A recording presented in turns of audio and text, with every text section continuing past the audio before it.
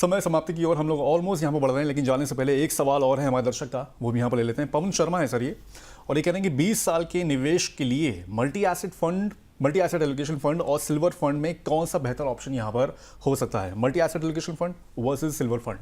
देखिए पवन शर्मा जी को मैं अगर सजेशन देना चाहूँ तो मल्टी एसेट को पहली प्रायोरिटी दीजिए सिल्वर के comparatively, because silver again will be a single category. वहीं मल्टी एसेट में आपको 2 से 3 कैटेगरी के एसेट एलोकेशन का मौका मिलेगा, प्लस आपको फंड मैनेजर का एक कंट्रोल मिल जाएगा कि जब उसे लगता है सिल्वर में अच्छी अपॉर्चुनिटी आएगी तो वो अपना एलोकेशन सिल्वर की तरफ इंक्रीज़ कर लेगा, और जब उसको लगता है कि वो एक ओवर वैल्यूड कैटेगरी है तो वो चेंज कर सकता है अपने अकॉर्डिंगली, जो कि आप एज एन इन्वेस्टर शायद नहीं कर पाएँ।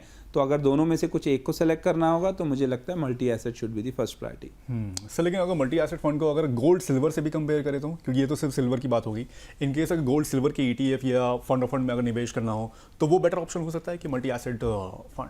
देखिए अभिषेक जी, अगर इसका सिंपल तरीके से भाषा में समझे, गोल्ड एंड सिल्वर हमने देखा है पिछले कुछ सालों में, पिछले 1 से 1.5 साल में बहुत अच्छा रनअप दिया है। बट वहीं अगर मल्टी एसेट फंड्स की बात करें तो क्योंकि फंड मैनेजर के पास एक चॉइस है अपने आप को, अपने फंड्स को ट्वीक करने की, तो आप मल्टी एसेट्स में जाएंगे। तो अगर एज एन इन्वेस्टर्स आपके पास एक सरप्लस है सब में एलोकेट करने का, तो आप गोल्ड सिल्वर का एक पोर्टफोलियो सेपरेट बनाइए और इक्विटी का सेपरेट बनाइए। बट अगर आपको लगता है कि नहीं, मैं ये सब चीज़ों को ट्रैक नहीं कर सकता हूँ, खुद से मैनेज नहीं कर सकता हूँ, तो मल्टी एसेट आपके लिए एक ऑल्टरनेटिव चॉइस हो सकती है, बजाय सब जगह पे डाइवर्सिफाई करने के।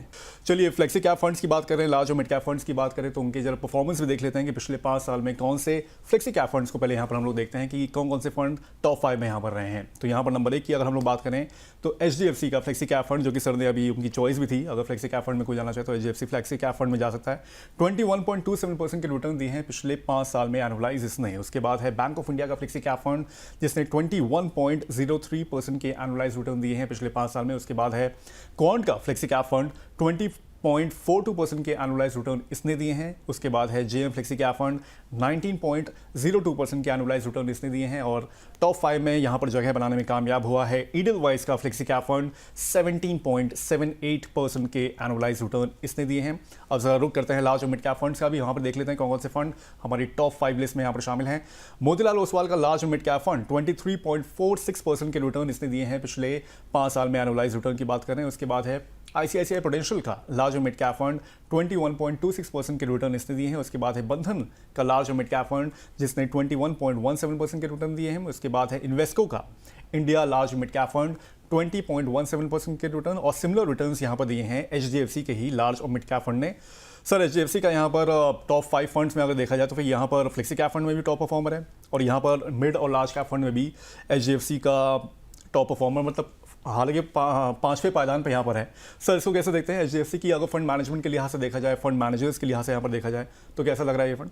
देखिए मैंने ये चीज़ पहले भी कही इस चैनल पे ही कि कंसिस्टेंसी हमेशा स्कोर करती है रिटर्न से ज़्यादा।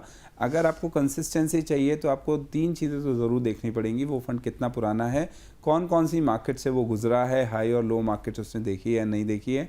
तो कंसिस्टेंसी के लिए 3 ही चीज़ इंपॉर्टेंट अगर हैं, अगर फंड मैनेजर्स उनके कंसिस्टेंटली कर रहे हैं, उनका सिस्टम प्रोसेस बहुत अच्छा मेंटेन हुआ है अपने फंड के सिलेक्शन का, तो आपको गिरी हुई मार्केट में ज़्यादा गिरावट नहीं दिखेगी और बढ़ती हुई मार्केट में आप बेंचमार्क से ज़्यादा रिटर्न जनरेट कर पाएंगे।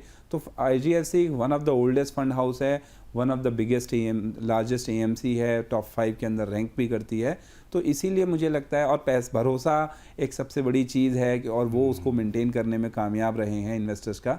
तो अगर वो मेंटेन होता है तो मुझे लगता है ये एक सही चुनाव होगा, अगर आप कोई भी इन्वेस्टर्स अगर लार्ज और मिड कैप और फ्लेक्सी कैप दोनों चूज़ करता है तो।